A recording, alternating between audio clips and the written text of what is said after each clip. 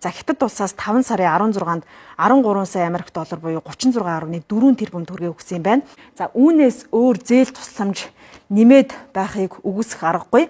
За энэ мөнгийг юунд зарцуулсныг нээлттэй ил тод болгохыг олон нийт энэ цаг үед шаардаж байгаамаа.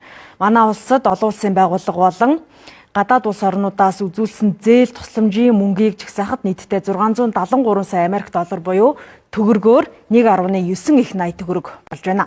За энэ мэтчлэнгээр маш их хэмжээний мөнгийг олгосон байгаа. За энэ дэлгэцэн дээр гаргаагүй зарим тоог бас та бүхэн нэмж мэдээлье.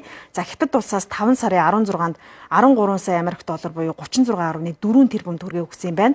За Азийн хөгжлийн банкнаас 5 сарын 12-нд 100 сая Америк доллар буюу 280 тэрбум төгрөг. За мөн Европын холбооноос 5 дугаар сарын 29-нд 43 сая Америк доллар буюу 145.5 тэрбум төгрөг. Мөн Европын холбооноос 5 сарын 29-нд 16 сая Америк доллар буюу 54.1 тэрбум төгрөг. За энэ мэтчлэнгээр хамгийн сүүлд Япон улсаас 2020 оны 10 сарын 10-нд 644 тэрбум төгрөгийн тусламж өгсөн байгаа.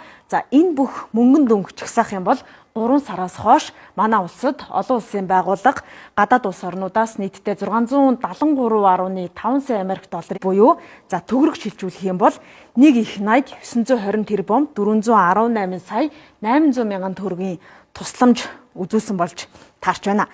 За энэ мөнгөн дүн бол бид нар Shape Mongolia байгууллагатай хамтраад гаргасан дүн.